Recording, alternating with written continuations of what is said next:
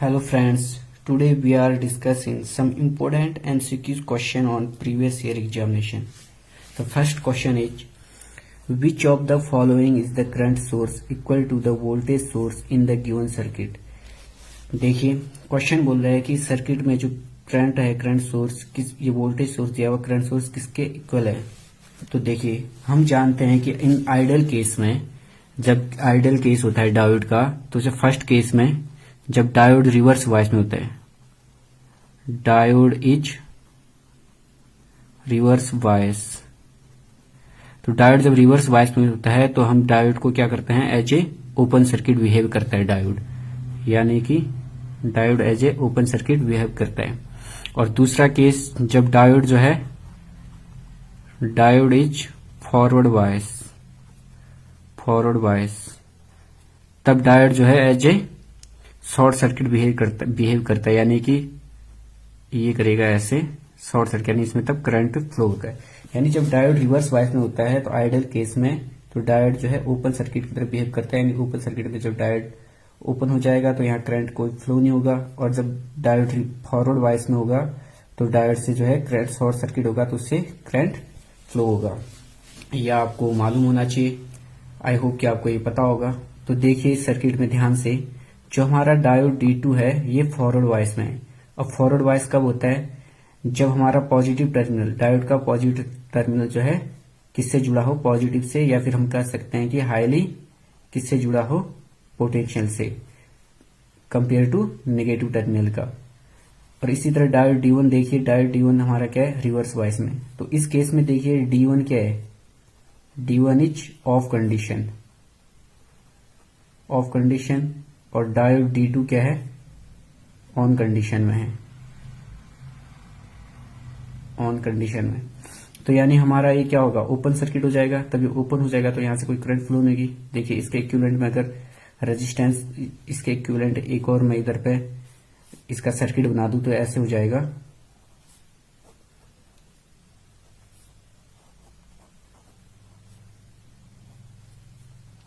ये डायोड है, ठीक।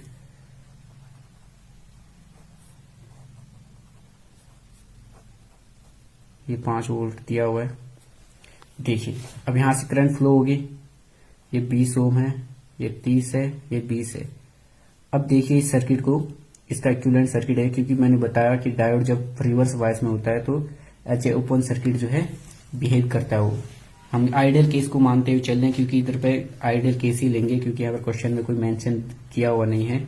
आइडियल केस में डायोड का आइडियल कंडीशन होता है कि वह रिवर्स वाइस में ओपन सर्किट की तरह काम करता है, यानी कि उसमें कोई करंट फ्लो नहीं होती है। और जब डायोड फॉरवर्ड वाइस में होता है तो वह शॉर्ट सर्किट की तरह काम करता है, यानी कि उससे जो ऑन कंडीशन में होता है वहां से जो करंट फ्लो होती है। तो यहां तो कोई करंट जाएगा नहीं, तो देखिए करंट ऐसे फ्लो होगा। तब ये देखिए दोनों के रेजिस्टेंस किसमें है, सीरीज में जुड़े हुए हैं। अब इसका तो हमारा कोई मतलब नहीं है, केवल इतने को देखिए, ये वाला जो है हमारा सीरीज में है, तो इक्विवेलेंट आर इक्विवेलेंट क्या हो जाएगा, 30 और 20, यानी कि सीरीज में क्या होता है, रेजिस्टेंस आपस में जुड़ते हैं तो 50 ओम हो जाएगा, ठीक। अब हमें पता है फॉर्मूला, आई इक्वल टू क्या होता है, V/R। टोटल V हमें दे रखा है 5, और आर इक्विवेलेंट हमारा क्या है, 50 और 50, यानी कि 30 और 20 50। यही हमारा आंसर है, यानी कि ऑप्शन बी इज राइट। इसको और सॉल्व करेंगे तो क्या हो जाएगा, 1/10 एम्पियर। अब नेक्स्ट क्वेश्चन दोस्तों, ये क्वेश्चन जो है यूपीपीएससीएल के 2015 में पूछा गया था।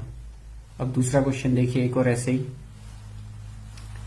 हमारा क्वेश्चन है। क्वेश्चन कह रहा है कि 8 ओम रेजिस्टेंस में करंट की वैल्यू हमें निकालनी है कि कितना करंट इसमें फ्लो होगा। देखिए ये जो सर्किट दिया हुआ है, यहां से हमारी करंट आ रही है आई। अब ये आई इधर से आएगी, यहां पर से जो है 2 भागों में बढ़ जा रहा है, इधर पर जाएगा I1 और यहाँ पर हो जाएगा I2। तो जहां पर करंट बढ़ जाती है तो वहां पर क्या होता है, पैरेलल में, ठीक है। पैरेलल में मैंने एक वीडियो बना रखा है दोस्तों, करंट डिवीजन रूल और वोल्टेज डिवीजन रूल का, उसमें आप देख लीजिएगा।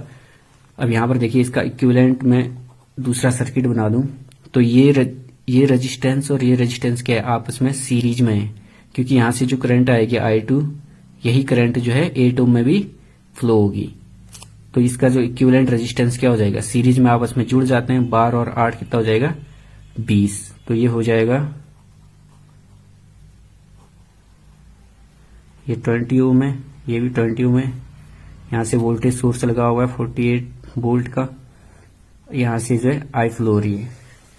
अब देखिए ये और ये आपस में क्या है पैरेलल में, यहाँ से जो करंट क्या हो जा रही है डिवाइड हो जा रही है, जहां से करंट डिवाइड हो जाता है वहां से वो रेजिस्टेंस क्या हो जाते हैं पैरेलल में।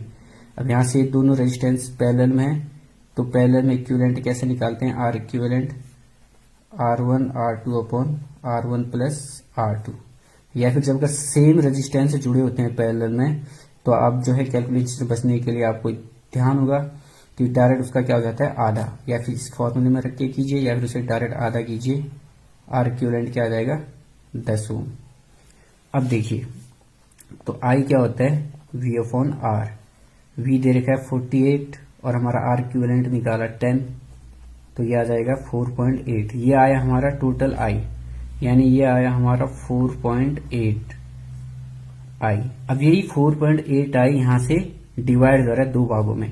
अब सीधे सीधे भी आप देख सकते हैं कि क्या है, ये भी 20 ओम है, ये भी 20 ओम है, तो यानी कि दोनों में क्या हो जाएगा बराबर डिवाइड हो जाएगा, यानी 2.4 एम्पियर फ्लो होगा। अब जो करंट यहाँ फ्लो होगा वही करंट जो है 8 ओम में भी फ्लो होगा। क्यों? क्योंकि सीरीज में जो है करंट क्या होते हैं समान रहता है, करंट जो है सेम फ्लो होता है सीरीज में, क्योंकि ये और ये आपस में सीरीज में जुड़े हैं। तो जो करंट यहाँ फ्लो होगा वही करंट इसमें भी फ्लो होगा। अगर आप ऐसे नहीं तो फिर करंट डिवीजन रूल लगा सकते हैं। करंट डिवीजन रूल क्या कहता है, टोटल करंट इनटू जिस पे करंट निकालना है उसके सामने वाला रेजिस्टेंस, सामने वाला रेजिस्टेंस क्या आता है 20 प्लस R1 प्लस R2, 20 और 20 कितना हो जाएगा 40 से कट जाएगा 2 से 2, और ये आई की वैल्यू हमारी क्या है, टोटल आई कितनी थी 4.8, यानी 4.8 बाई 2 इक्वल टू 2.4। यही हमारा आंसर है, यानी कि ऑप्शन सी जो है हमारा राइट आंसर है। दोस्तों ये दोनों क्वेश्चन यूपीपीसीएल 2015 में पूछे गए थे। आई होप कि आपको वीडियो अच्छा लगा होगा। Thank you for watching this video, see you next time.